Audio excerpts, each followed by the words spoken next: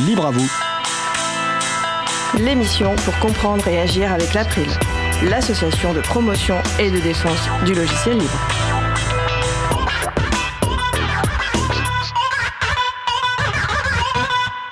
Bonjour à toutes, bonjour à tous dans Libre à vous. C'est le moment que vous avez choisi pour vous offrir 1h30 d'informations et d'échanges sur les libertés informatiques et également de la musique libre.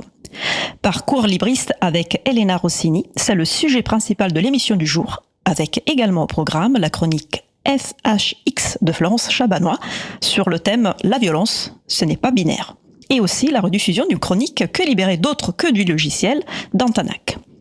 Soyez les bienvenus pour cette nouvelle édition de Libre à vous, l'émission qui vous raconte les libertés informatiques, proposée par l'April, l'association de promotion et de défense du logiciel libre.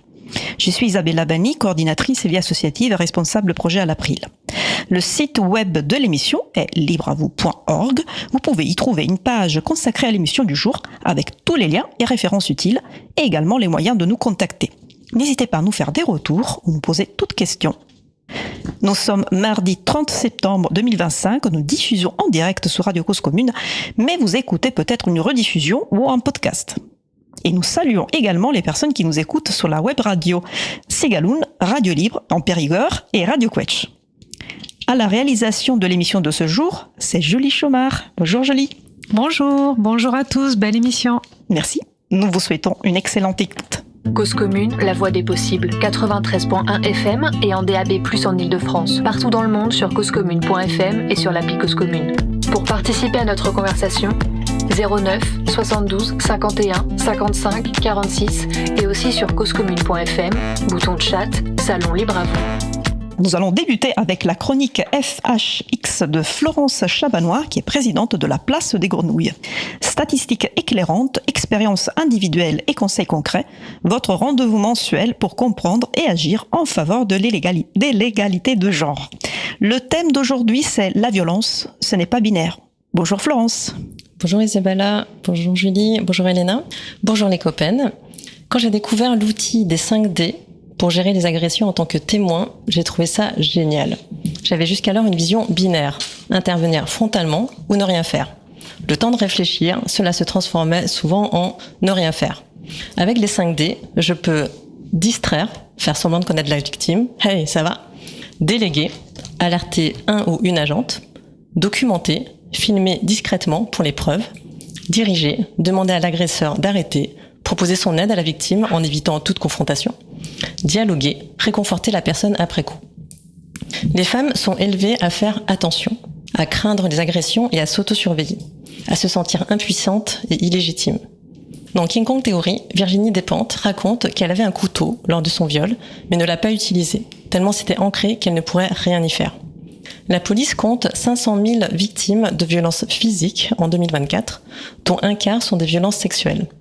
Plus de la moitié sont commises dans le cadre familial. En dehors de la sphère familiale, les 2/3 des victimes sont des hommes, alors qu'au sein de la famille, les 3/4 sont des femmes. Au vu de ces statistiques, c'est plus aux hommes qu'on devrait dire de faire attention dehors et de s'envoyer des textos pour vérifier qu'ils sont bien rentrés chez eux. Concernant les violences sexuelles, 9 victimes sur 10 sont des femmes et 60% sont mineures. Les violences à caractère sexuel recouvrent les situations où une personne impose à autrui des comportements ou des propos sexuels.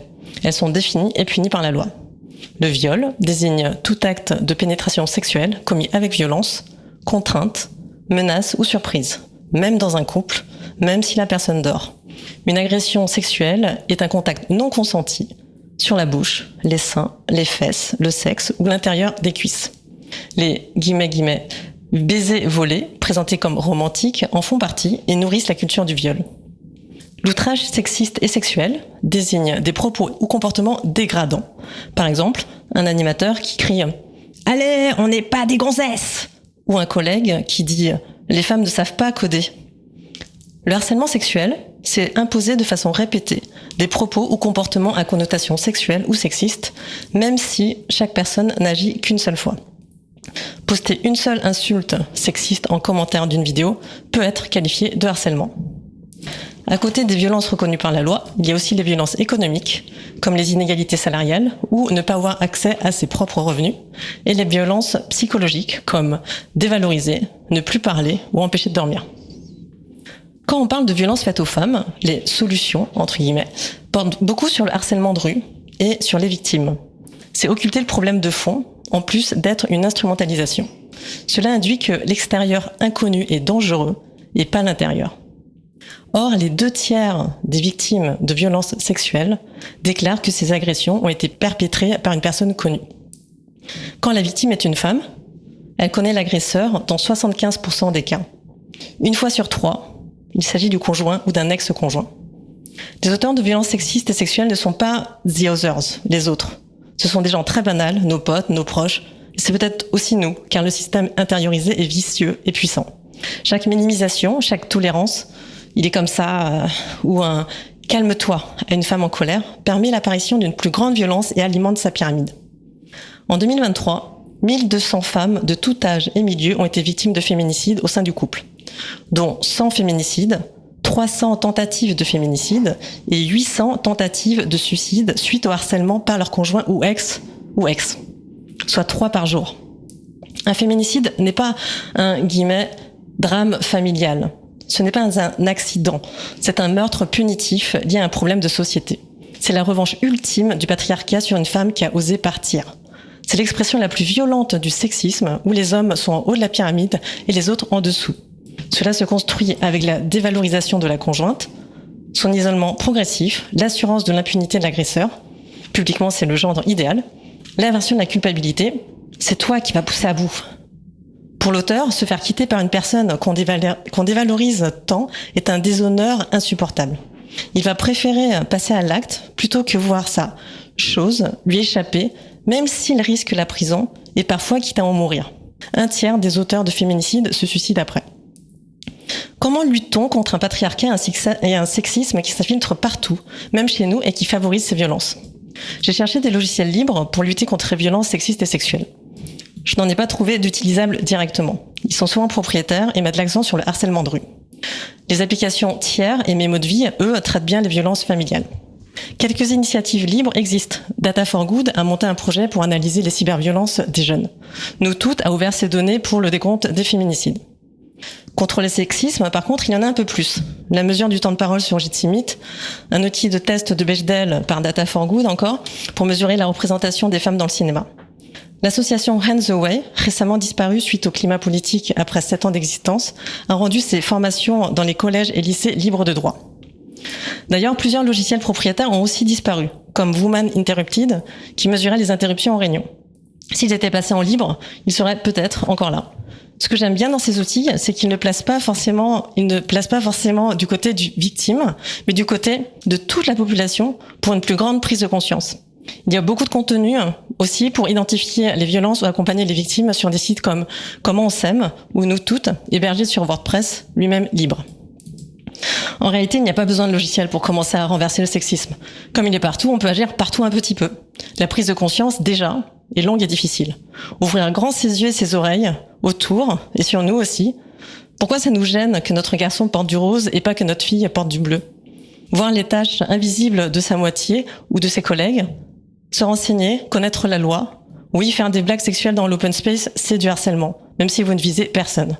Écouter les témoignages, reconnaître et nommer les actes sexistes avec sa bouche, poser la question quand on soupçonne des violences, parler à tous, visibiliser, prendre sa part de tâche avec ses mains, se positionner. Chaque pas compte. Si des développeuses et développeurs nous écoutent, il y a un manque à combler du côté des logiciels libres pour mesurer et agir sur ce fléau de façon directe ou indirecte. Un gigantesque merci aux militantes et militants pour leur travail de sensibilisation continue et crucial, encore plus avec les coupures budgétaires et le climat inquiétant. La pétition de la Fondation des femmes pour préserver ces budgets prend 5 secondes à remplir d'ailleurs. Merci. Et merci à toi Florence pour cette chronique très dure, j'avoue, mais nécessaire, et pour toutes les choses que tu nous as apprises encore aujourd'hui. Je te donne avec grand plaisir rendez-vous au mois prochain. Merci, à bientôt. Nous allons maintenant faire une pause musicale. Et après la pause musicale, nous aurons le plaisir de découvrir le parcours libriste de notre invitée Elena Rossini. Pour l'instant, nous allons écouter Not Kings par Candy Says. On se retrouve dans environ 3 minutes. Belle journée à l'écoute de Cause Commune, la voix des possibles. Cause Commune 93.1.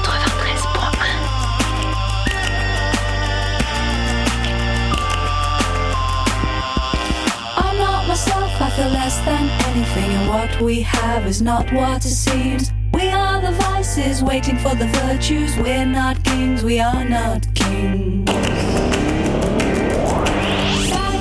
Before my heart explodes, gotta get out before my heart explodes. Gotta get out before my heart explodes. Gotta get out before my heart explodes. Gotta get out before my heart explodes. Gotta get out before my heart explodes. Gotta get out before my heart explodes. Gotta get out before my heart explodes.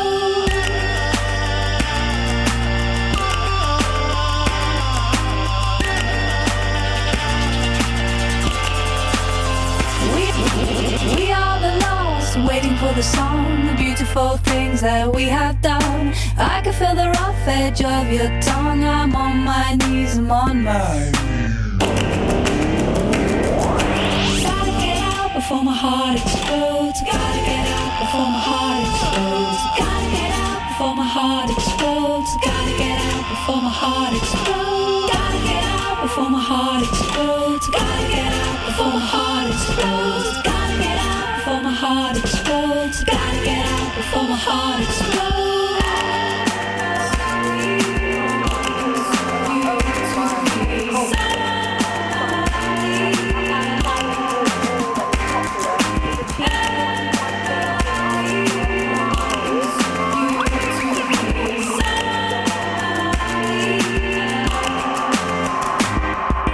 If I could draw a diagram of our love, then I would want a different kind of buzz. There's not enough love to weigh us down, but it's all I've got, it's all I've got. Gotta get out before my heart explodes. Gotta get out before my heart explodes. Gotta get out before my heart explodes. Gotta get out before my heart explodes. Gotta get out before my heart explodes. Gotta get out before my heart explodes.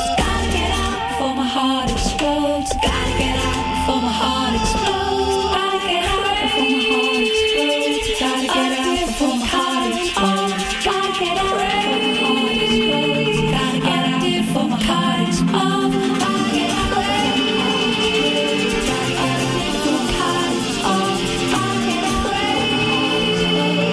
A different kind of everybody wants you to be somebody else.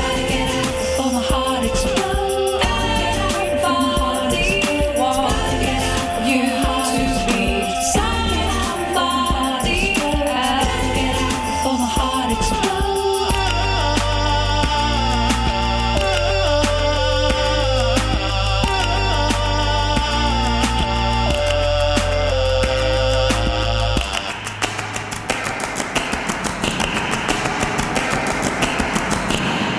Nous venons d'écouter Not Kings par Candy Says, disponible sous licence libre Creative Commons CC BY SA 3.0.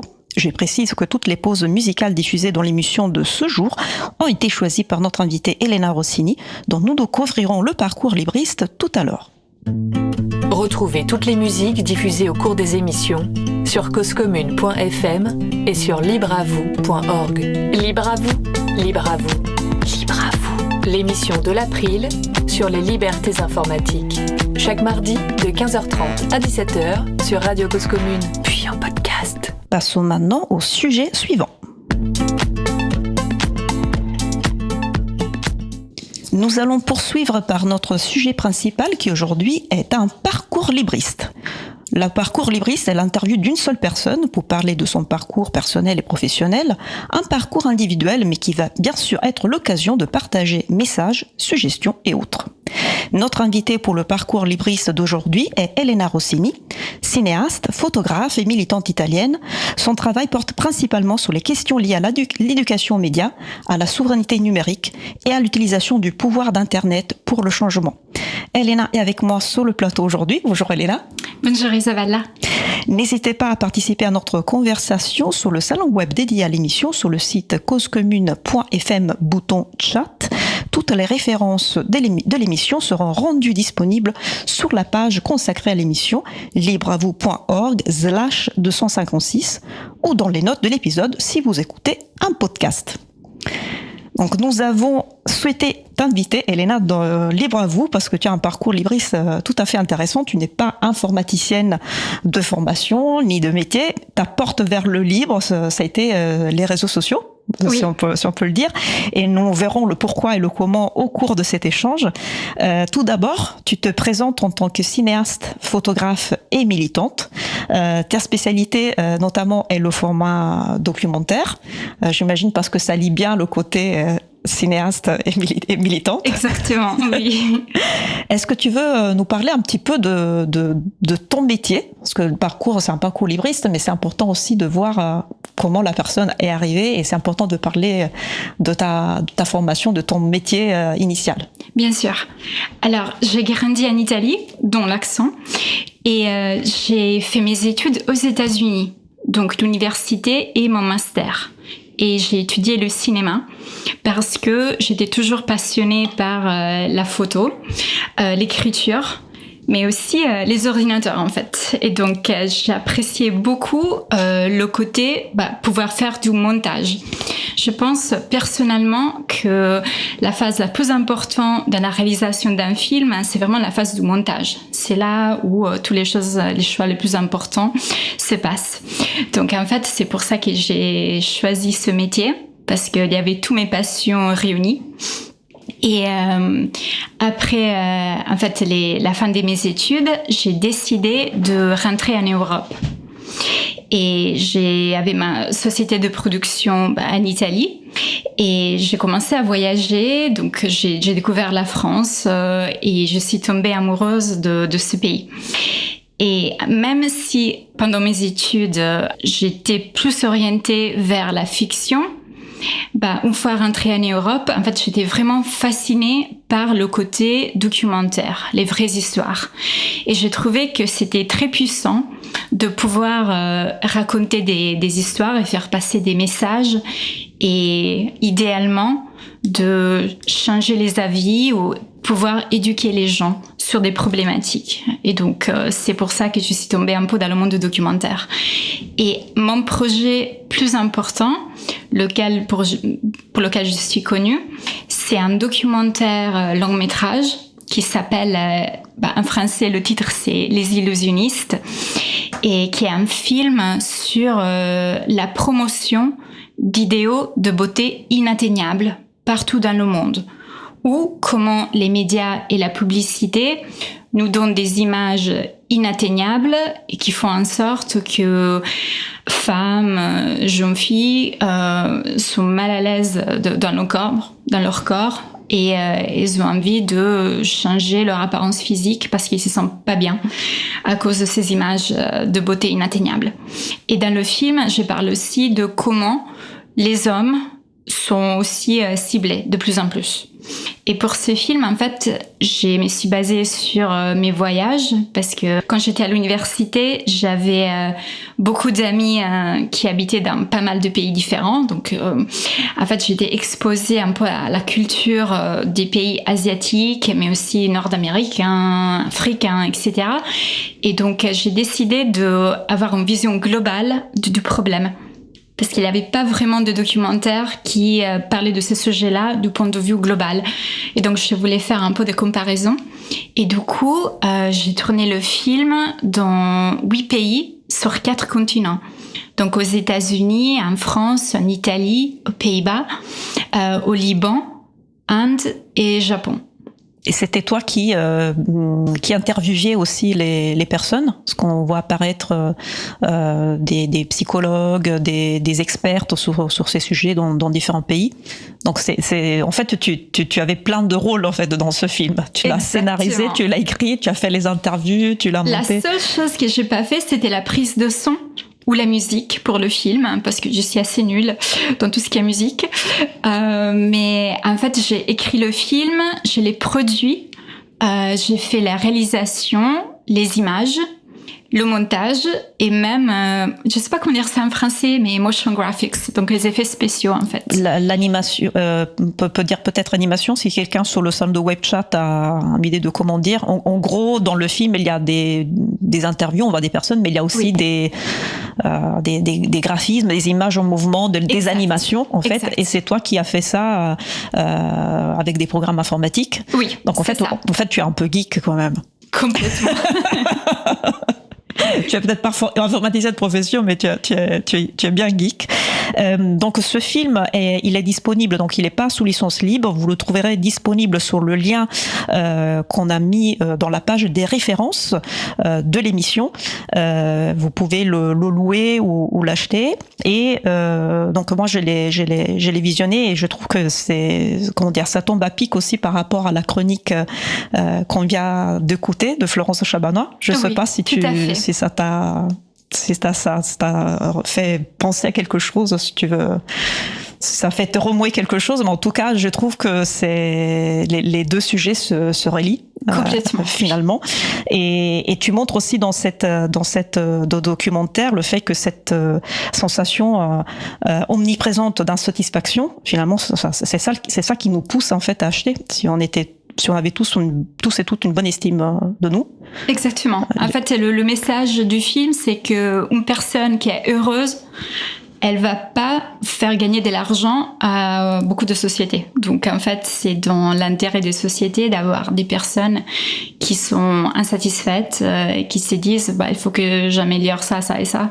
Et comme ça, ils font de l'argent. Ouais. Et je t'avais demandé si tu avais réussi ou tu avais essayé de vendre ce documentaire aussi sur des chaînes télévisées. Et je crois qu'on m'a rappelé que c'était compliqué justement pour cette raison.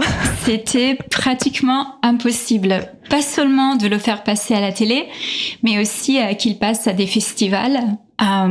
Parce que en fait, il y a les sociétés qui j'ai un petit peu attaqué entre guillemets dans le film. Tu es très factuel en même temps. Hein.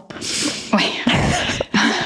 Donc, beaucoup de sociétés de cosmétiques, mais aussi des sociétés comme Disney qui vendent certaines images, de l'idéal, des idéaux pour les enfants. En fait, ils sponsorisent beaucoup d'émissions, mais également des festivals. Il y avait par exemple un festival de films. Tout le monde me disait, mais vas-y, envoie le film, c'est sûr que tu vas être accepté. Parce que c'était un festival qui était porté par une actrice féministe. Et c'était un festival sur les sujets féminins qui est aussi fait par des films de réalisatrices féminines. Donc on m'a dit, vas-y. Il y avait toutes les cases cochées. Oui, mais le problème, c'était qu'il était sponsorisé par Coca-Cola. Et en fait, dans le film, je parle aussi de tout ce qui est un petit peu malbouffe, etc. Donc, impossible qu'il soit accepté. Incroyable. Mais malgré ça, et fort heureusement, ce documentaire continue de tourner. C'est-à-dire qu'il touche des gens parce qu'il est diffusé, mais sur des cercles un peu plus restreint du coup. Exactement. En fait, je suis vraiment chanceuse parce que j'ai un distributeur aux États-Unis qui s'appelle Media Education Foundation qui s'occupe en fait de faire de la pub de mon film auprès des écoles. Donc les lycées mais aussi les universités. Et du coup, le film a été vendu dans des centaines d'universités aux États-Unis et aussi un tout petit peu en Europe et en Asie. Et du coup, il y a beaucoup d'étudiants qui le regardent. Par exemple, c'est dans je sais pas comment dire ça en français, mais dans le curriculum à Stanford University. Et CV. Non, pardon. Dis toute la phrase, peut-être que je me trompe. Ouais, non, parce que c'est un faux mot en fait entre anglais et français. C'est sur syllabus. Donc c'est pour dire que dans certaines classes, il a étudié mon film pour tout ce qui est les classes sur le cinéma féminin, mais également l'éducation aux médias, par exemple. Donc c'est un des films le cursus, on me dit. Exactement. Oui. Donc on me demande aussi, j'ai oublié de le préciser, on me demande si le film est en français. Non, le film est en anglais. Mais sur la version que vous trouvez en ligne, on vous a mis la référence, il y a la possibilité aussi de mettre les sous-titres en français. Exactement, oui. Donc l'anglais, c'est parce que... Pourquoi tu as décidé de le faire en anglais? Je te laisse expliquer. Disons que la plupart de mon travail, c'est en anglais. Donc le film, mais aussi mes blogs. C'est parce que j'ai pensé de pouvoir toucher un public plus large en faisant le film en anglais. Et du coup, en fait, c'est la langue principale. Il y a des interviews en français, mais il y a juste quelques interviews. Disons que la plupart des interviews sont en anglais. Non, c'est pas parce que c'est la langue dans laquelle tu te sens plus à l'aise, c'est parce que tu veux toucher le maximum de monde. Ah, aussi, d'accord, il y a de ça aussi. Okay. Oui, il y a de ça aussi. Mais voilà, c'était aussi pour pouvoir toucher un public un tout petit peu plus large. Et du coup, il y a les sous-titres en italien, en espagnol et en français. Très bien. Par contre, une vidéo que tu as pour le coup faite aussi en français. Oui. Cette fois, il n'y a pas que les sous-titres, c'est vraiment la même vidéo qui est en plusieurs versions de langue. C'est la vidéo que tu as réalisée pour promouvoir le fait divers, mais j'anticipe peut-être un poil trop, parce que pour l'instant, tu n'as pas encore parlé de réseaux sociaux. J'imagine que tu les utilisais déjà. Je sais que tu les utilisais déjà pour faire connaître ton travail, et tu les as utilisés aussi, tu m'as raconté, et ça tombe bien avec l'accord nouveau, avec la chronique d'aujourd'hui, pour mettre en avant des femmes réalisatrices. Est-ce que tu veux nous parler un petit peu de ton rapport à ce moment-là avec les réseaux sociaux et de ce projet qui t'a tenu beaucoup à cœur? Avec plaisir. En fait, le réseau social que j'utilisais le plus, c'était Twitter. Je l'appelle Twitter et pas X, parce que à l'époque, c'était pas Elon Musk, le patron, et c'était tout autre chose en fait. Et j'ai utilisé Twitter pendant 14 ans. Et c'est grâce à ça que j'ai réussi à me construire un public pour le documentaire. Donc, quand j'ai eu l'idée de tourner ce film, en fait, du début de l'idée jusqu'à quand le film il est sorti, il y a eu 8 ans. 8 ans de travail. Parce que j'ai mis beaucoup de temps pour lever des fonds. Et après aussi pour voyager, faire tu as levé les fonds avec quel système? C'était crowdfunding? C'était... Exactement, oui. C'était au tout début du crowdfunding. Donc avec Internet, très important. Là aussi. Exactement, très important. Et grâce à ma visibilité sur Twitter, en fait, il y a eu l'intérêt de plusieurs associations qui ont dit qu'ils voulaient sponsoriser le film. Donc, Twitter m'a vraiment donné une plateforme de visibilité. J'ai publié des articles sur mon blog qui étaient liés au sujet du film. Il y avait énormément d'intérêt, en fait, sur tout ce qui était le sujet du film. Et en fait, j'étais même invitée à parler à des conférences, même avant la fin du tournage. Il y avait énormément d'intérêt. Et d'attente. Donc, un coup de pression pour toi aussi, pour la réalisation. Un tout petit peu, oui. Et en fait, grâce à ma visibilité, une fois que le film était terminé et prêt à être visionné, à être envoyé au festival et montré au public, j'étais invitée au QG de Apple, Facebook, Google et Twitter dans la Silicon Valley pour faire l'avant-première chez eux. Avec quel esprit tu t'es rendue sois sincère. Alors, c'était en 2015. Et en 2015, j'étais toujours extrêmement enthousiaste du potentiel d'Internet et d'utiliser les réseaux sociaux pour donner de la visibilité à des causes et à des sujets auxquels je tenais beaucoup. Et c'était un timing assez intéressant. Pourquoi? Ça, c'était en novembre 2015. Et puis, on sait très bien qu'est-ce qui s'est passé avec les élections présidentielles aux États-Unis. Et c'est là qu'il y a eu un moment de changement profond dans ma vision des réseaux sociaux. Donc, c'est l'actualité, en fait, qui a été le déclencheur de ce changement. Exactement. Donc, en fait, quand Trump a été élu président pour la première fois, il y a eu peu de temps après, les révélations sur le rôle de Cambridge Analytica et sur la manipulation de l'information sur les réseaux sociaux. Et donc là... Et du rôle qu'a eu Facebook aussi. Exactement. Et là, en fait, j'ai supprimé mon compte Facebook et j'ai déactivé mon compte Instagram. Donc, j'ai tout misé sur Twitter pour la communication. Et j'ai fait ça pendant 5-6 ans. Bah, jusqu'à, on va dire, jusqu'à... Qu'est-ce qui s'est passé? Je sais pas de quoi tu parles. Je vois pas venir. Je connais la date très précise parce qu'on la voit sur ma biographie sur Mastodon. En fait, le 28 octobre 2022, c'est la date de quand Elon Musk est devenu officiellement le propriétaire de Twitter. Et là, j'ai décidé de quitter la plateforme. Et c'était c'était un moment extrêmement triste pour moi parce que c'était grâce à Twitter que je pouvais rester en contact avec beaucoup d'activistes et beaucoup d'amis. J'étais devenue amie avec beaucoup de gens aux États-Unis, aussi en Angleterre, en Irlande. Personnes que tu avais forcément pas vues en personne, mais avec lesquelles tu avais tissu des liens. Exactement. Beaucoup que j'avais finalement même aussi rencontrés en personne. Oui. C'est encore mieux quand ça arrive. Oui, mais pour vous donner une idée, c'est pas pour m'évanter, mais grâce à Twitter, de la visibilité à tel point que j'ai pu devenir amie ou entrer en contact avec des acteurs très connus aux États-Unis, des réalisateurs, réalisatrices. L'ancien Premier ministre de l'Italie, il me suivait. J'étais invitée à des conférences. Donc, j'avais vraiment beaucoup de visibilité et d'opportunités professionnelles, mais aussi des liens personnels.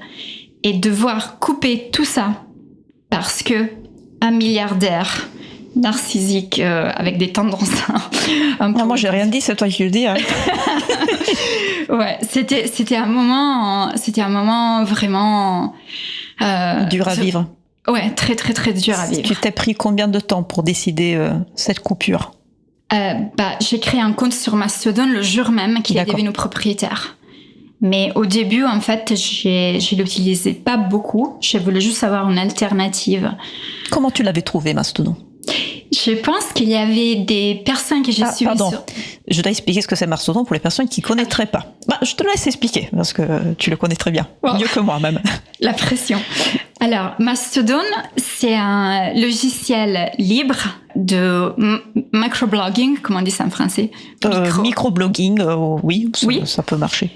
Qui est un tout petit peu l'équivalent libre de ce qui était Twitter. Et qui fait partie du fait divers. Donc, ça veut dire que c'est un réseau qui permet de... l'interopérabilité. Donc, qui permet de faire des liens, de communiquer avec des personnes qui sont sur d'autres logiciels. Parce qu'ils ont en commun, en fait, un protocole exactement. commun. ActivityPub, oui, exactement. Ou ActivityPub. Ah oui, pardon. En français, non, il y a pas de souci. J'ai pas l'habitude de tu me l'avais dit, oui, tu as plus l'habitude de parler de ces sujets, d'écrire de ces sujets plutôt en anglais, mais t'inquiète, très très bien, il y a aucun souci. Juste pour rappeler justement Mastodon que logiciel libre, donc n'importe qui peut l'installer et créer une instance, et donc c'est pour ça que c'est décentralisé. Et c'est ça aussi une grande force de ce réseau. Il n'y a pas une personne qui décide pour tout le monde. Exact. Et même si on ne doit pas forcément auto-héberger, mais on peut aussi s'inscrire sur une instance. Mais la force du fait divers, c'est que si quelque chose se passe mal sur l'instance où on peut prendre tous nos followers et migrer vers une autre instance. Chose que tu n'avais pas pu faire à l'époque quand tu as fermé ton compte sur Twitter. Exactement. Donc c'est bien de mettre en évidence ce que les logiciels libres permettent de faire, parce qu'on met toujours en évidence plein de choses, hein, les fameuses 4 libertés. Je peux étudier le logiciel, le partager, le modifier, l'adapter à mes besoins, le redistribuer, etc. Et il y a aussi ça pour ce qui est les services libres en ligne, c'est-à-dire que si les règles ne me conviennent pas, je peux partir avec tout ce que j'ai produit. Exactement. Et en fait, j'étais geek même depuis mon enfance. Donc, je compte même pas le nombre de fois que j'ai dû redémarrer mon profil sur un service internet parce que j'ai toujours utilisé des services centralisés. Et quand, en fait, on les abandonne, c'est fini. On doit reconstruire son public ailleurs. Et pour moi, la force du fait divers, c'est que tout ça, c'est fini. Parce qu'en fait, on est vraiment maître ses propres données. Et je trouve ça extraordinaire. Et comment tu l'as connu, Mastodon? En fait, je pense que j'étais en train de regarder dans l'historique sur mon ordinateur qui était la première personne que j'ai suivie sur Mastodon. Et c'est un ami, Andy Piper, qui travaillait pour Twitter à l'époque. Et je pense que c'est lui qui parlait de Mastodon et sur comment beaucoup d'anciens employés de Twitter avaient migré sur Mastodon. Et je pense que c'est pour ça que je me suis inscrite. Mais c'était vraiment par hasard. Je pense que si ça serait aujourd'hui, peut-être je choisirais un autre logiciel du fait divers, pas forcément Mastodon. Mais à l'époque, il y avait beaucoup de gens qui parlaient de ça. Oui, parce que en fait, le fait divers, comme tu disais, c'est un réseau. Tous les services qui utilisent le même protocole peuvent interagir entre eux. Et toi, ton identité sur le fait divers, en fait, elle est née en ouvrant le compte sur Mastodon, si j'ai bien compris. Exactement. Et la blague, c'est que maintenant, j'ai à peu près 18 profils Activity Pub et je suis toujours en train de simplifier, mais je suis vraiment passionnée par le fait divers, donc j'aime bien expérimenter et d'essayer d'autres logiciels. Et par rapport à ton public, auditorat, les personnes avec lesquelles tu étais en contact sur Twitter. Est-ce que quand tu es parti de Twitter, tu leur as dit moi je vais sur Mastodon, si vous voulez continuer à me suivre, c'est par là. Et est-ce que ils t'ont suivi si tu as fait ça? Alors, il y a eu très très peu de gens qui ont migré vers Mastodon. Et il y en avait beaucoup qui ont abandonné au bout de 1 ou 2 mois. Donc, comment tu te l'expliques? Parce que pour toi, ça marchait très bien. Même moi, en fait, si je dois être honnête, la première année, je l'utilisais pas tous les jours. J'ai mis un tout petit peu de temps, en fait, à comprendre comment ça marchait.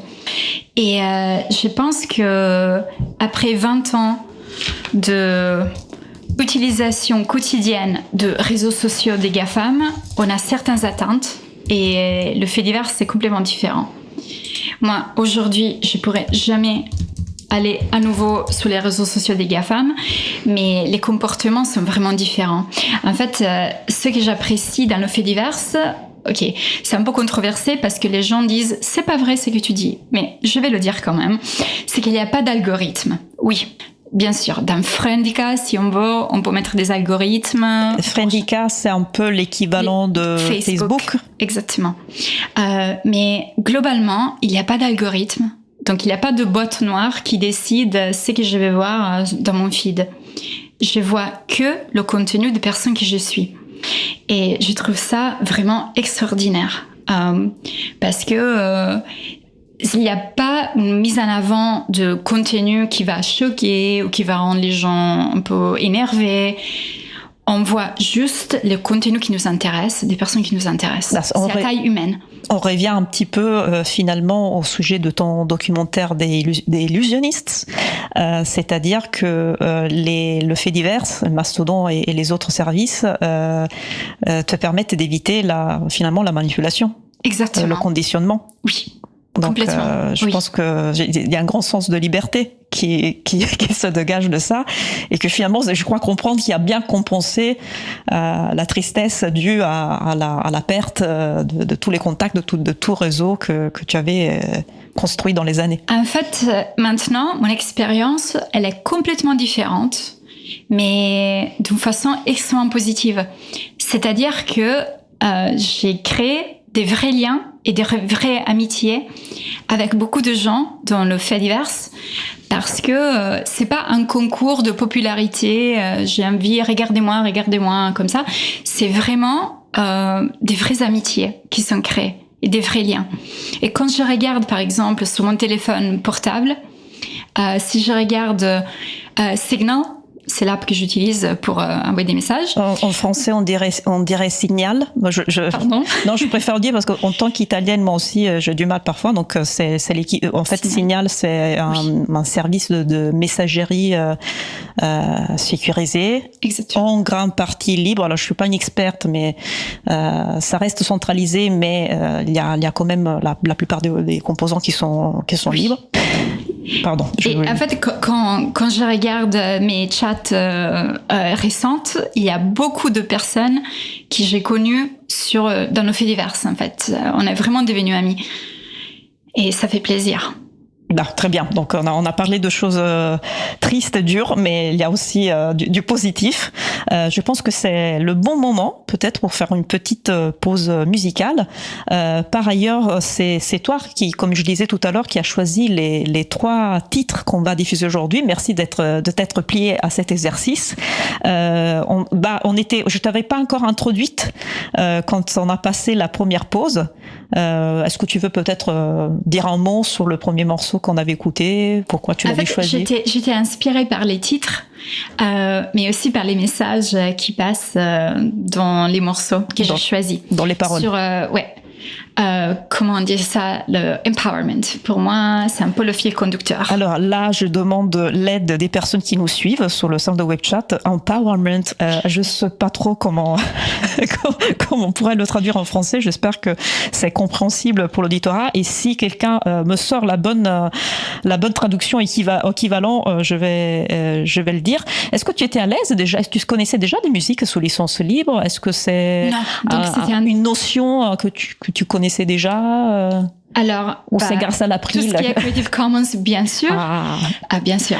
Parce que moi aussi, en fait, j'ai mis en licence libre, par exemple, le film que j'ai fait sur le fait divers, mais aussi des photos que j'ai créées pour le fait divers. Donc, c'est le moment de rappeler que les Creative Commons, en fait, ce sont des licences à géométrie variable. Donc, vous pouvez trouver des licences de libre diffusion. Donc, elles sont toutes de libre diffusion. Donc, vous pouvez prendre l'œuvre en soi et la rediffuser. Après, il y en a qui ont des clauses. Donc, par exemple, on peut pas l'utiliser dans des contextes commerciaux, ou bien la modification est interdite. Et en fait, il y a des licences Creative Commons qui donnent beaucoup plus de liberté, qui accordent toutes les libertés aux utilisateurs et utilisatrices. Et dans ces cas-là, en fait, on peut parler de licence libre. Et pour rappel, comme l'April promo le logiciel libre et la culture libre, on met en point d'honneur à ne diffuser que des musiques sous licence libre. Donc, on me répond sur l'empowerment. Il n'y a pas vraiment l'équivalent français simple. Donc, il y a 2 suggestions. Empouvoirment ou incapacitation. Merci Étienne. Voilà, j'espère qu'on s'est compris. Donner du pouvoir, en gros. Voilà. C'est l'heure maintenant d'écouter le deuxième titre choisi par Elena Rossini. Il s'appelle Humans vs Machine par Emma. On se retrouve dans environ 2 minutes. Belle journée à l'écoute de Cause Commune, la voix des possibles. Cause Commune 93.1. It is humans versus machines. The best. Yeah. I'm sorry, Dave. I'm afraid I can't do that. Be careful. All your base are belong to us.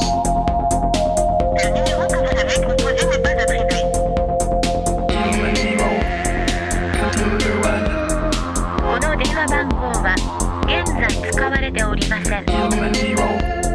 Computer One. この電話番号は現在使われておりません。こ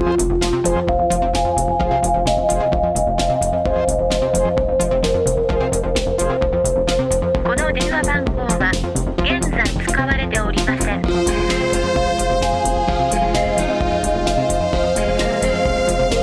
の電話番号は現在使われておりません。Human Zero. Computer One. この電話番号は現在使われておりません。Be careful. All your data belong to us. All your data belong to us. To us. To us. Us. Us. Us. Us. Us.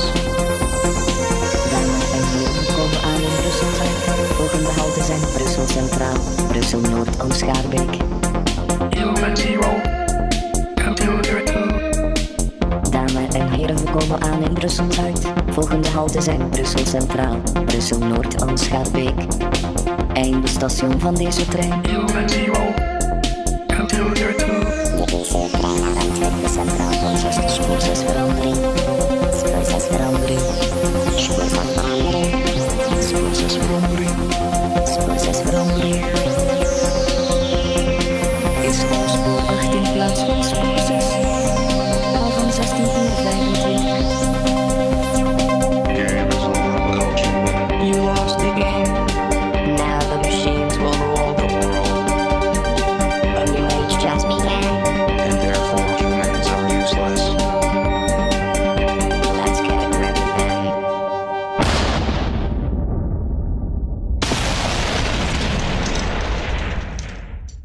Et nous voilà de retour. Nous venons d'écouter Humans vs Machine par Emma, qui est disponible sous licence libre Creative Commons CC BY SA 3.0. Retrouvez toutes les musiques diffusées au cours des émissions sur causecommune.fm et sur libreavou.org. Libre à vous, libre à vous, libre à vous. L'émission de l'April sur les libertés informatiques. Chaque mardi de 15h30 à 17h sur Radio Cause Commune, puis en podcast. Donc, comme indiqué plus tôt dans l'émission, c'est Elena Rossini qui a choisi les titres pour les pauses musicales d'aujourd'hui. Donc, la dernière que tu as choisie sera diffusée seulement après ton interview. Mais tu m'as dit que tu vas peut-être rester jusqu'à la fin. Donc tu auras le plaisir de l'écouter aussi dans l'émission. Julie, depuis la régie, me demande très justement où tu as trouvé ces musiques. C'est l'occasion pour moi de vous dire qu'on a constitué une base de données avec toutes les musiques libres diffusées dans Libre à vous, que vous pouvez retrouver en fait sur notre site libreavou.org. Je vais remettre pour vous faciliter la vie le lien pour les trouver plus rapidement. Et en fait, il y a aussi une base de données où on met des titres qu'on n'a pas forcément diffusés, mais dans lesquels piocher éventuellement pour trouver de nouveaux titres pour les pauses musicales et à laquelle vous pouvez contribuer en nous écrivant tout simplement bonjour@libreavou.org. Vous pouvez nous suggérer des musiques sous licence libre que vous n'avez pas encore entendues et que ça vous plairait d'écouter à la radio. Et bien évidemment, la seule condition, c'est que ce soit sous licence libre. Et entre-temps, on a... très important, Elena, tu m'as demandé de diffuser les 3 titres dans un ordre précis. Souhaites-tu en dévoiler les raisons? Ça m'est semblé assez logique, comme c'était un parcours de... comment c'est Not Kings. Yeah. Non, en fait, j'ai oublié comment dire empowerment en français. Alors, il y a une belle suggestion de mon collègue Fred, c'est l'accroissement du pouvoir d'agir. Exactement, oui. Donc, ça me faisait un peu un fil conducteur. En fait, même dans mon travail, je traite beaucoup de sujets de pouvoir. Comment on prend le pouvoir ? Et qui détient le pouvoir, je trouve toujours ça très important en fait. Donc c'était à cause de ça que j'ai voulu mettre les titres dans cette séquence. Très bien. Donc on parlait du coup du fait divers, des réseaux, du réseau du fait divers qui est permis par le protocole ActivityPub. Est-ce que ta vision d'Internet du coup elle a évolué parce que tu étais une enthousiaste au départ quand tu utilisais Twitter, quand Internet t'a permis en fait de lever les fonds pour ton premier projet important, ce documentaire dont on a parlé. Puis il y a eu un moment de désarroi avec l'achat de Twitter par Elon Musk. Est-ce que c'est un désarroi qui s'est transformé, qui a évolué dans une diffidence, ou tu restes positif malgré tout? Comment ça a évolué pour toi? Alors, je reste positive parce que j'ai découvert le libre. C'est beau, c'est tellement beau de dire ça dans Libre à vous. Donc en fait, je reste positive sur le libre et ma mission j'espère vraiment de pouvoir convaincre mes amis et mes contacts à abandonner les réseaux sociaux centralisés, mais aussi les outils qui tout le monde utilise et qui sont centralisés. J'ai fait tout un parcours, en fait, depuis la découverte du fait divers. J'ai abandonné beaucoup d'outils que j'utilisais pour mon travail, mais aussi pour ma vie de tous les jours.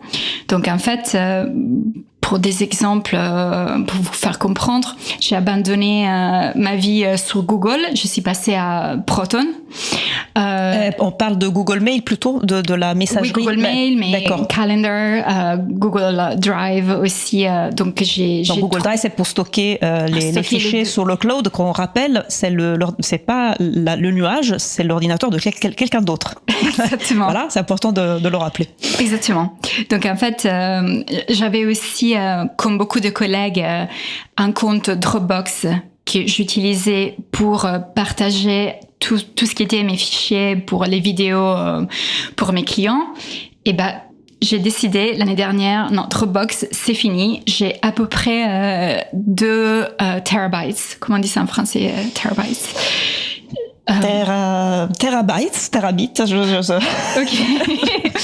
Et j'avais énormément de données et j'ai dit non, je veux clôturer tout ça, et passer vraiment à l'auto-hébergement.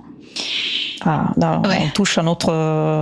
comment dire, tu es un adepte du fait divers, même une fan du fait divers, oui. Mais aussi une adepte de l'auto-hébergement. Pourquoi faire ce choix si radical, j'ai envie de dire? Parce que d'instances, tu avais pas d'instances dans lesquelles tu avais confiance? En fait, c'est pas ça. C'est que quand, en fait, j'ai commencé à écrire des articles sur le fait divers, j'ai créé un blog qui Teraoctet. Ah, ok. J'apprends beaucoup de choses aujourd'hui, c'est très bien.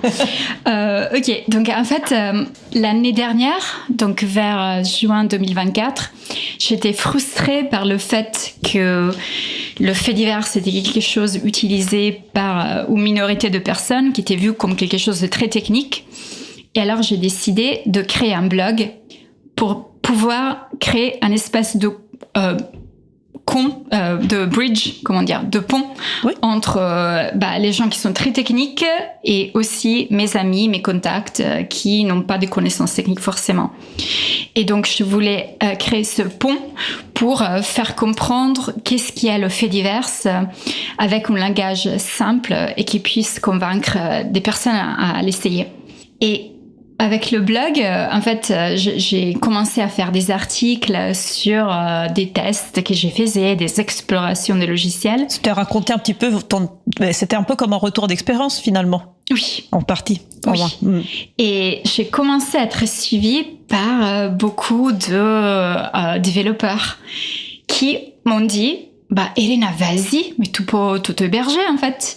Et ça m'est semblé vraiment inatteignable, impossible. Donc c'est la communauté en fait de tes amis, oui, du fait divers, oui, qui t'a suggéré en fait, oui, parce qu'ils ont vu que tu étais finalement à l'aise avec les outils et que tu t'amusais aussi, et ils t'ont dit fais aussi ça. Exactement.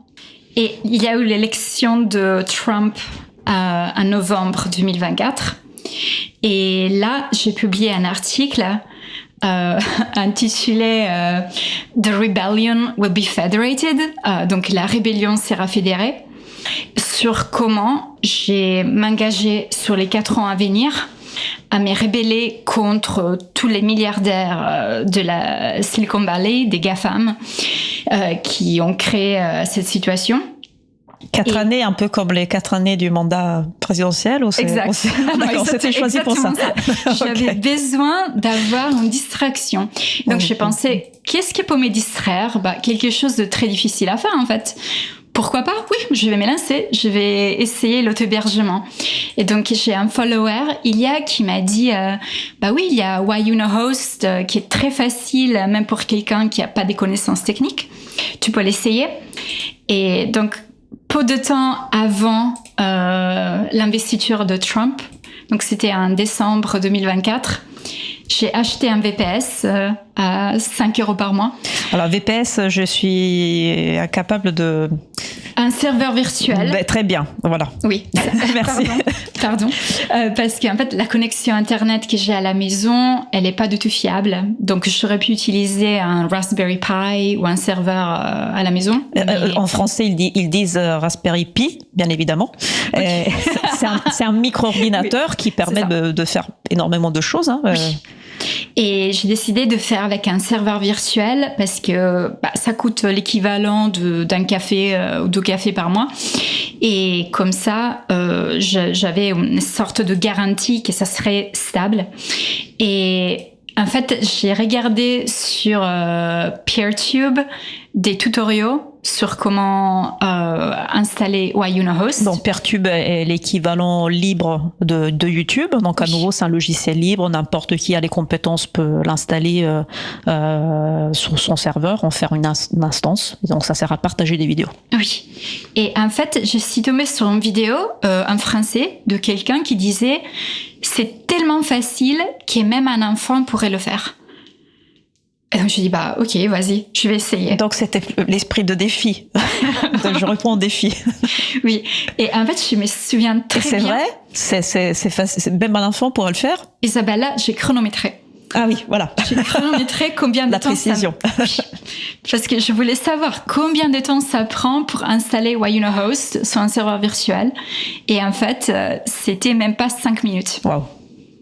Ça, c'est une belle pub pour WhyUnoHost. Je vous rappelle d'ailleurs qu'on a déjà eu l'occasion de parler de l'auto-hébergement et donc de UnoHost ou WhyUnoHost, comme vous souhaitez le dire, à l'occasion de Libre à vous du 8 juin 2021, donc ça, il y a quelques années déjà, et vous retrouvez le lien de la référence. Donc, tu me disais 5 minutes. 5 minutes. Après, j'ai mis à peu près 3 ou 4 jours avec DNS, parce qu'on dit c'est toujours le DNS. DNS En français, je ne sais pas comment dire ça, mais c'est la propagation des données DNS, voilà, qui a mis un petit... Domain Name Server, nom des domaines. Merci à Julie pour me donner aussi l'acronyme anglais. Merci Julie. Ouais. Et les noms de domaine, ouais. Oui. Mais après, c'était super facile. En fait, on m'a conseillé d'installer comme un premier service auto-hébergé GoToSocial, qui est un peu comme Mastodon, mais beaucoup plus léger. Et avec une mise en page vraiment hyper sobre, réduite à l'essentiel. Exactement, c'est tout à l'essentiel, mais avec énormément de pouvoir de personnalisation sur la longueur des caractères qu'on peut utiliser, combien de photos publiées, etc. Et on peut même uploader des emojis. Uploader, donc téléverser ou... Télécharger, oui, des emojis qui on aime bien. Des émoticônes. Pardon. Oui.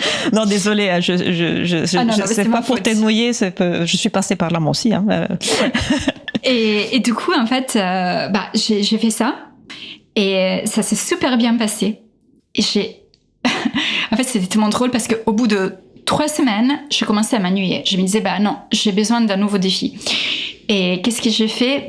J'ai installé mon serveur PixelFed, qui est l'alternative à Instagram du fait divers.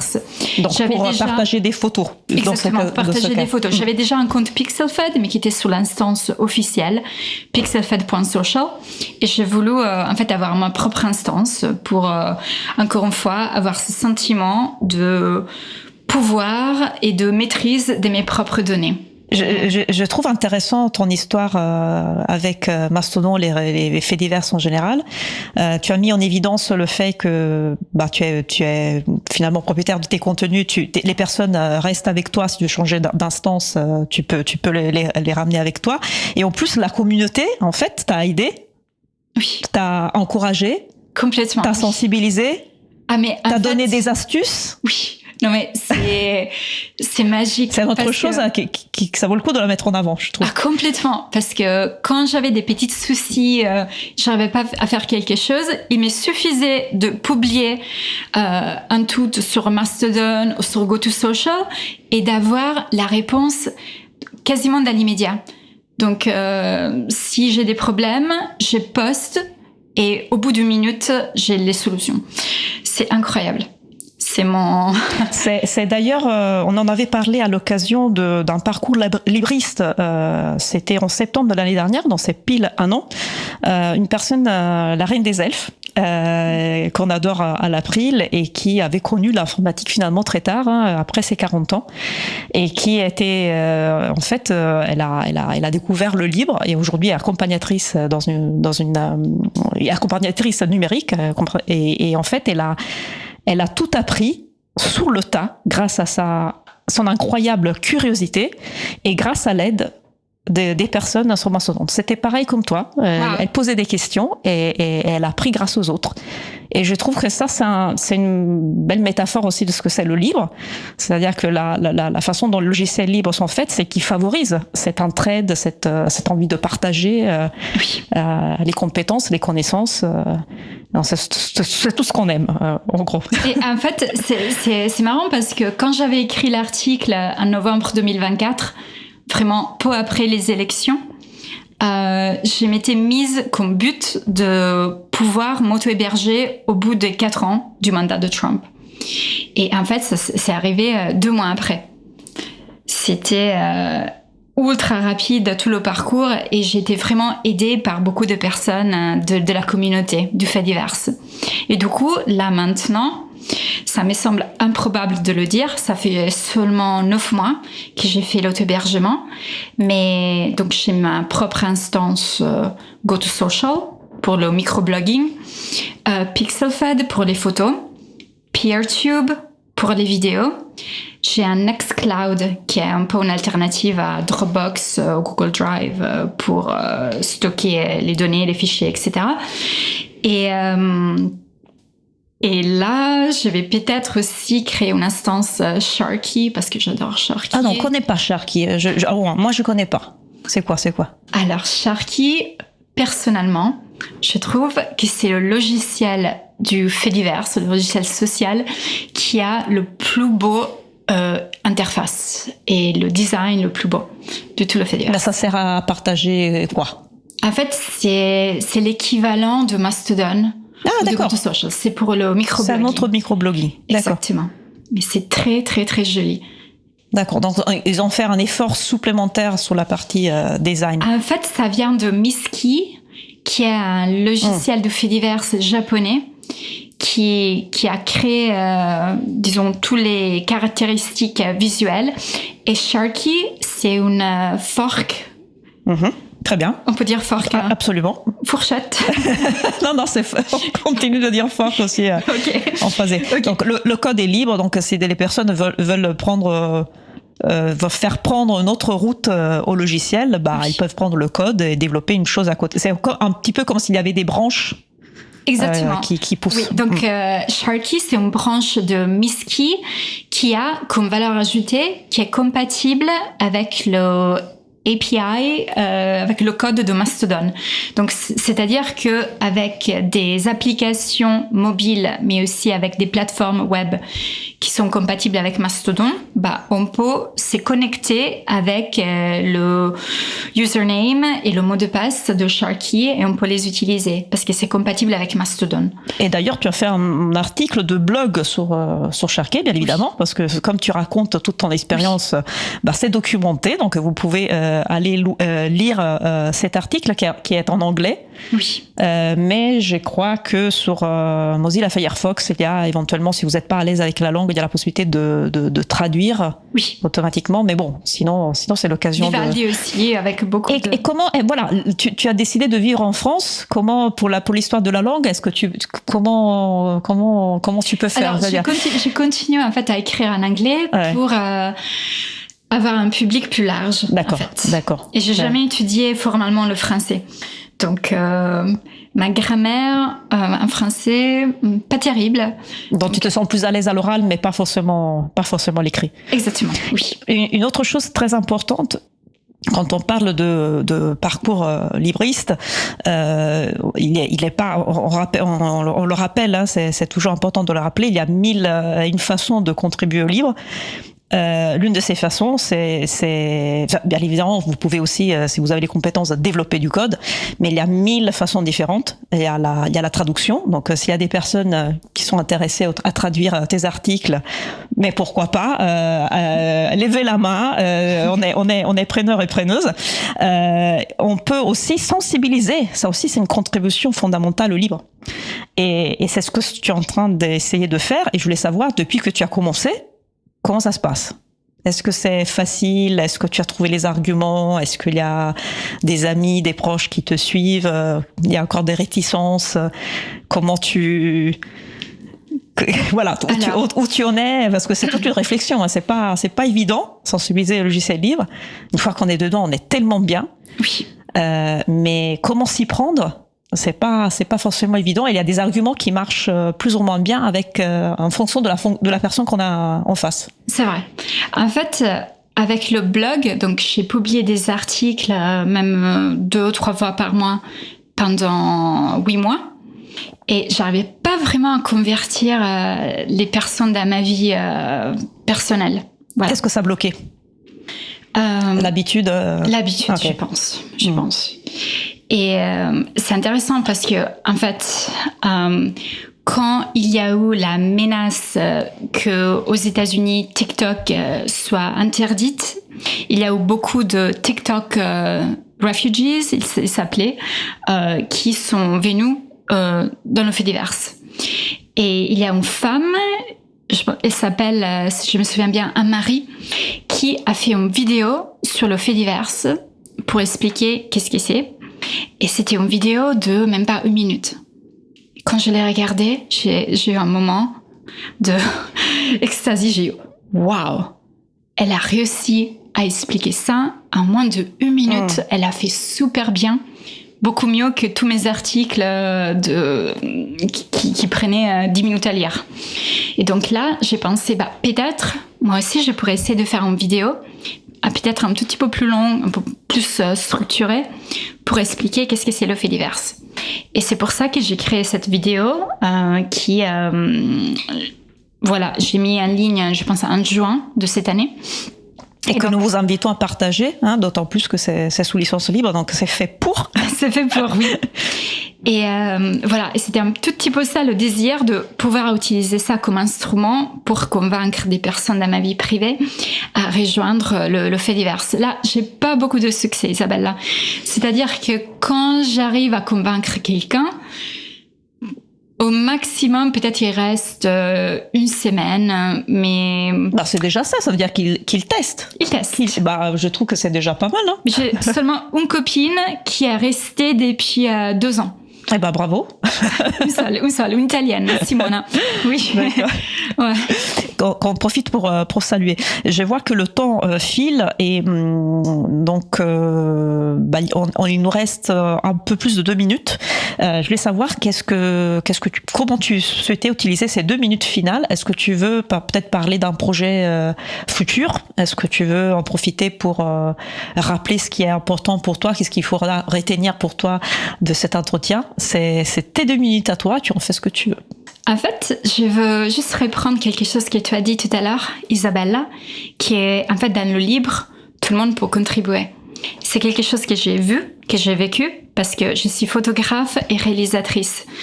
J'étais tombée sur un article qui parlait du fait divers, qui était publié par Forbes Magazine aux États-Unis. Et la photo qui accompagnait l'article, c'était d'une main qui tenait un téléphone portable qui avait tous les icônes de X, Facebook, Instagram, TikTok, etc. dans un article sur le fait divers. Et j'ai dit, mais non, mais c'est pas possible. Et donc là, j'ai décidé de prendre mon appareil photo, créer les icônes, les mettre dans un dossier et prendre la photo. Ça m'a pris 30 minutes. Je l'ai publié sur Mastodon pour demander des avis. Il y a quelqu'un qui m'a aidé pour améliorer un tout petit peu le graphisme. Et on m'a conseillé de la mettre en licence libre sur Wikimedia. Très bien. Et je l'ai uploadée sur Unsplash. Et là, elle a été utilisée et téléchargée des milliers de fois. C'est génial, ça. Et ça accompagne la page officielle sur Wikipédia du fait divers, en fait. Je vais pas remarquer. 30 minutes, même pas. Et donc, chacun peut faire quelque chose. On a tous des talents. Et donc, dans mes 2 minutes qui m'est restées, c'était pour encourager les personnes à contribuer au libre avec leurs propres talents. Ça me paraît la parfaite conclusion. J'étais ravie de t'avoir sur notre plateau, Elena Rossini. Merci beaucoup à toi. Et donc, bon courage avec tes prochains projets de sensibilisation, tes découvertes du libre. Et à bientôt sur ton blog, sur ton site. Merci, et sur ton profil Mastodon. Merci. Nous allons maintenant faire une pause musicale et je rappelle que la 3e pause musicale aussi a été choisie par Elena. Donc nous allons maintenant écouter Burn the Whole Thing Down par Moma Swift. On se retrouve dans un peu moins de 3 minutes. Belle journée à l'écoute de Cause Commune, la voix des possibles. Cause Commune 93.1.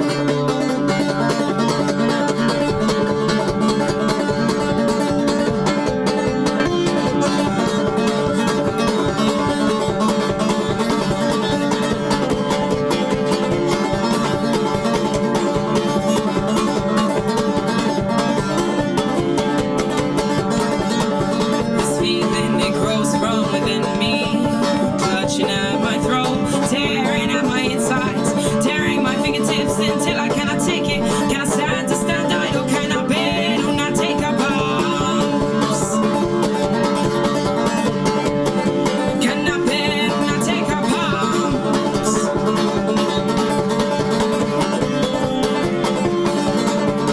There's blood that must be shed from the depths of the bodies of those that seek to hunt us down. There must be rolling heads as a warning to these masters that we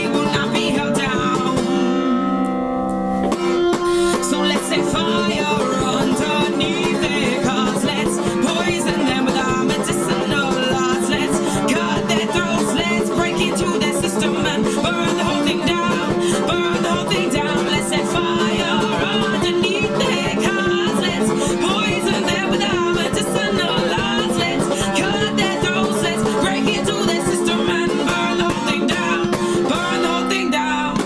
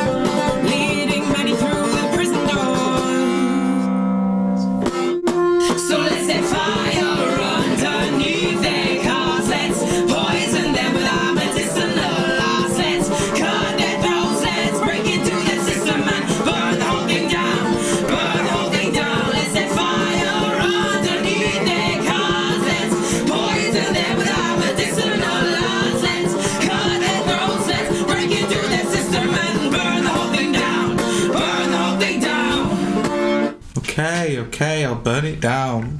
Nous venons d'écouter Burn the Whole Thing Down par Moma Swift, qui est disponible sous licence libre Creative Commons CC BY 3.0.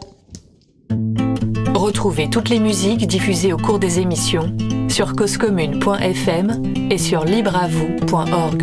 Libre à vous, libre à vous, libre à vous. L'émission de l'April sur les libertés informatiques. Chaque mardi de 15h30 à 17h sur Radio Cause Commune, puis en podcast. Je suis Isabella Vanni de l'April. Nous allons passer au sujet suivant. Nous allons poursuivre avec la chronique « Que libérer d'autre que du logiciel ?», la chronique d'Antanac.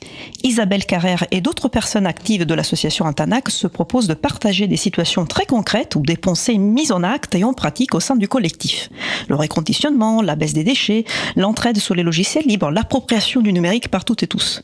Je rappelle que le site d'Antanac est antanac.com avec un K et qu'il s'agit d'une association voisine. Le studio de Cause Commune est au 22 rue Bernard Dimet à Paris 18 et Antanac c'est au 18. De la même rue. La chronique d'aujourd'hui est une rediffusion de la chronique diffusée dans l'émission Libre à vous du 10 juin 2025. Je vous propose donc d'écouter ce sujet et on se retrouve juste après. Que Que libérer d'autres que du logiciel?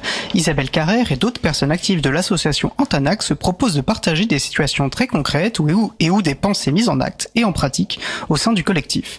Le reconditionnement, la base des déchets, l'entraide sur les logiciels libres, l'appropriation du numérique par tous et toutes. Salut Isabelle. Salut. Bonjour à tout le monde. Salut tous et toutes. On m'entend là? Je m'entends pas moi. Oui, vous m'entendez? Bon bah c'est parfait. Juste moi je m'entends pas, mais c'est pas grave. J'ai pas besoin de m'entendre en fait. Hein. Ça dépend. Ça dépend. Alors oui, en effet, Étienne, en ce moment, trouver quoi libérer d'autre que du logiciel, puisque telle est notre quête ici dans cette chronique, est hélas assez facile, non?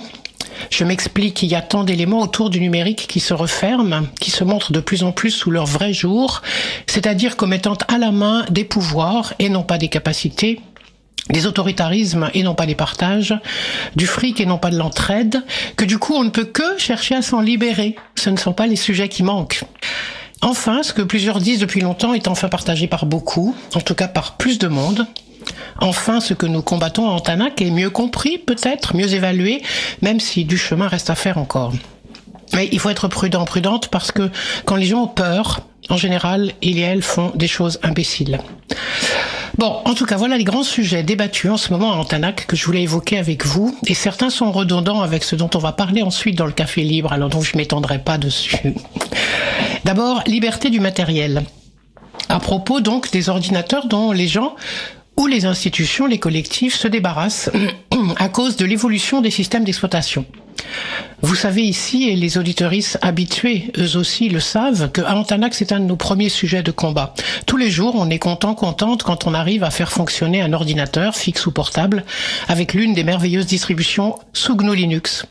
On continue tous les jours à installer du Debian, bien sûr, MX Linux en XFCE ou KDE, Linux Mint, Kubuntu qui est très belle sous Plasma désormais dans sa nouvelle version, Xubuntu qui a pas mal de pilotes utiles pour les périphériques de certains vieux postes, j'en passe. Et voilà qu'on apprend que les flics vont se débarrasser de 18 746 ordinateurs, c'est précis, qui leur appartiennent à eux, la Direction Générale de la Police, plus 4 846 postes de la Préfecture de Paris. Tout ça pourquoi? Pourquoi 23 600 postes largués? Parce que les flics continuent d'utiliser Microsoft comme OS. Et que ces postes ne supportent pas le passage de la V11 de Windows. Les gendarmes, eux, se sont débarrassés de cette accoutumance à Microsoft depuis maintenant 2009. Mais que fait la police? Dans le Canard enchaîné, j'ai lu que les budgets de la police nationale sont de 7,1 millions d'euros, rien que pour les licences Microsoft. Et on raconte qu'on cherche à faire des économies. Voilà que 15 millions d'euros vont être dépensés pour remplacer ces 23 592 postes. Et qu'il a été renouvelé, dans un silence médiatique assez profond, la dépendance à Microsoft également à l'éducation nationale, pour 4 ans à nouveau. J'ai pas entendu beaucoup de gens protester là-dessus. On pourrait rigoler si c'était une farce, mais ça ne semble pas en être une. Donc on continue comme si de rien n'était, non seulement à promouvoir ici sur le continent d'Europe les façons de faire et les prises abusives de pouvoir de sociétés capitalistes, on continue à promouvoir le numérique, potentiellement fasciste, qui nous vient tout droit des choix d'Amérique du Nord. On accepte donc que des entreprises de la tech et les libertariens continuent de donner les règles du jeu, les règles de vie pour l'humanité entière. Ben voilà, ça me donne le second sujet de libération possible. Libérer des pratiques. À propos de la sécurité des données personnelles et du choix des contenus. Il y a beaucoup de personnes qui viennent à Antanac, y compris pour qu'on les aide à faire leurs démarches administratives, qui ont des téléphones, des ordiphones. Et ces appareils-là ne sont, eux, pas libérés du tout. Ils y fleurissent des habitudes d'utilisation de Google, de Facebook, d'Instagram, qui sont préinstallées ou simples à installer, de WhatsApp, pour appeler à l'étranger parce que c'est moins cher, puis ça on peut le comprendre. Et quand on discute avec elles des questions de ce qu'on trouve dans ces outils, ces applications, et des règles qui y sont désormais c'est assez compliqué parce que comment continuer d'utiliser des applications qui ont décidé de laisser passer désormais les insultes, les agressions, et tous les propos racistes, sexistes, homophobes, transphobes, etc., c'est une affaire de conscience politique. Et pas simplement « Ah non, mais moi, ne t'inquiète pas, je ne regarde pas ces contenus ». Quand on les utilise, on n'est évidemment pas à l'abri d'être la proie de ces entreprises mangeuses de données, d'informations de toute nature, non plus que de ne pas recevoir des informations qui n'en sont pas, mais sont de la propagande, on le voit tous les jours. Sauf que c'est pas du tout évident de faire lâcher ces habitudes-là et de voir comment elles, eux, pourraient utiliser, mais aussi faire utiliser à leur famille loin d'elles, Signal par exemple, ou d'autres outils. La tâche est rude.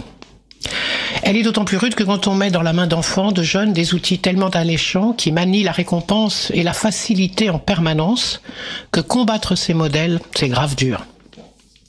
Et mon troisième thème de libération du jour, ça sera libérer les associations. Les carcans se resserrent également autour des associations. J'en ai parlé dernièrement, en fait dans la chronique du 8 avril dernier, dans laquelle je retraçais les discussions et les échanges qui avaient eu lieu lors d'une rencontre avec le Conseil national des associations. Vous pouvez, chers auditorices, retrouver ces chroniques dans la très belle page que met en œuvre et maintient l'April, dans le site libreavou.org, en podcast audio et même en retranscription. Et ça, c'est assez génial et fort utile quand on veut se resservir d'un contenu qui se trouve là, tout rédigé. Merci encore, j'en profite, puisque j'ai le micro là, j'en profite. Merci aux équipes de l'April là-dessus. Merci Marie-Odile et les autres. Donc là, libérer les associations, oui, il faut s'en préoccuper parce que ça devient de plus en plus compliqué de ne pas se faire embarquer dans des plateformes, des présences numériques quasi obligées sur les outils institutionnels, mais avec des démarches ou des informations qu'on n'a pas spécialement envie de donner sans plus de maîtrise sur l'utilisation qui en sera faite. J'aurais plein d'histoires à raconter sur ce thème. Et Antanac est obligé, depuis peu, de ne pas répondre à telle ou telle demande de subvention parce que de plus en plus nombreuses sont les institutions qui demandent en parallèle à se conformer à des remplissages de données en ligne ou de répondre exactement à des attentes de contrôle des actions, voire même des personnes. Ils les appellent « vos publics ». J'ai horreur de cette formule qui est pourtant reprise partout, y compris par des associations elles-mêmes parfois.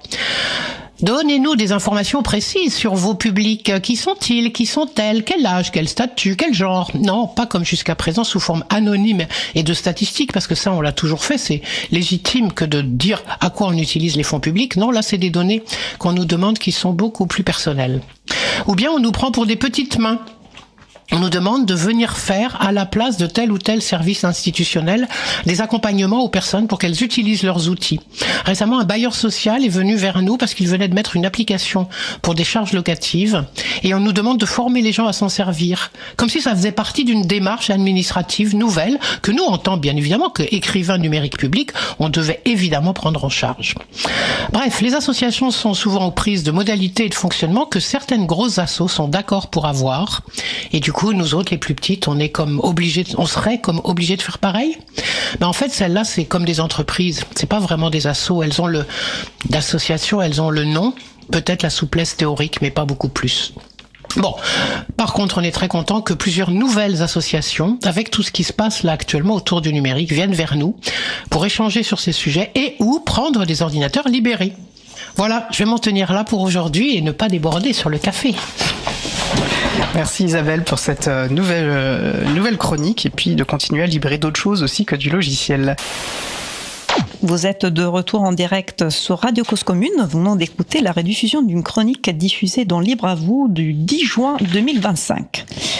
Nous approchons de la fin de l'émission. Nous allons terminer par quelques annonces.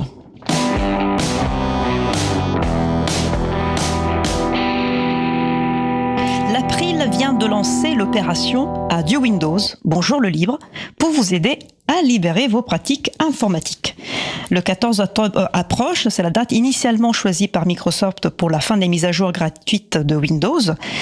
Sous la pression de la pétition lancée par l'association HOP, Halt à l'obsolescence programmée, l'entreprise américaine aurait prolongé les mises à jour gratuites d'1 an, mais en imposant de nouvelles contraintes. Alors, pourquoi ne pas profiter de cette occasion pour se débarrasser de Windows et de passer à un système libre? La Radio Cause Commune vous propose un rendez-vous convivial chaque premier vendredi du mois à partir de 19h30 au Céloco à Paris, dans 2 rue Bernardinet dans le 18e, et la prochaine soirée Radio Verte aura lieu le 3 octobre.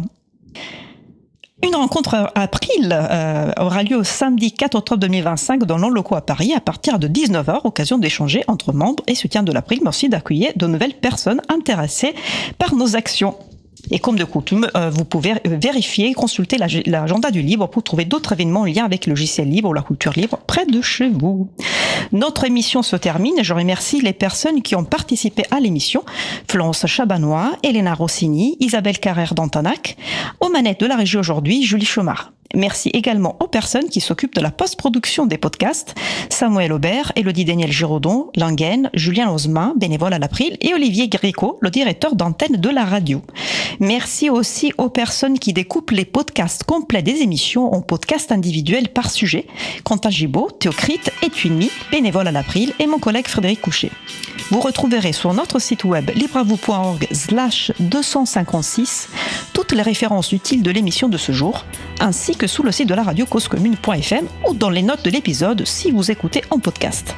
N'hésitez pas à nous faire des retours pour nous indiquer ce qui vous a plu, mais aussi des points d'amélioration, et vous pouvez également nous poser toutes questions et nous y répondrons directement lors d'une prochaine émission. Toutes vos remarques et questions sont les bienvenues à l'adresse bonjour@libreavou.org. Mais peut-être que vous préférez parler ? Vous pouvez dans ce cas nous laisser un message sur le répondeur de la radio. Le numéro du répondeur est 09 72 51 55 46. Je répète, 09 72 51 55 46. Nous vous remercions d'avoir écouté l'émission. Si vous avez aimé cette émission, n'hésitez pas à en parler le plus possible autour de vous et faire connaître également la radio Cause Commune, la voix des possibles. La prochaine émission aura lieu en direct mardi 7 octobre 2025 à 15h30 avec un nouvel épisode de Au Café Libre, débat autour de l'actualité du logiciel libre et des libertés informatiques avec notre équipe d'experts de choc. Expertes et experts. Nous vous souhaitons de passer une belle fin de journée. On se retrouve en direct mardi 7 octobre et d'ici là, portez-vous bien.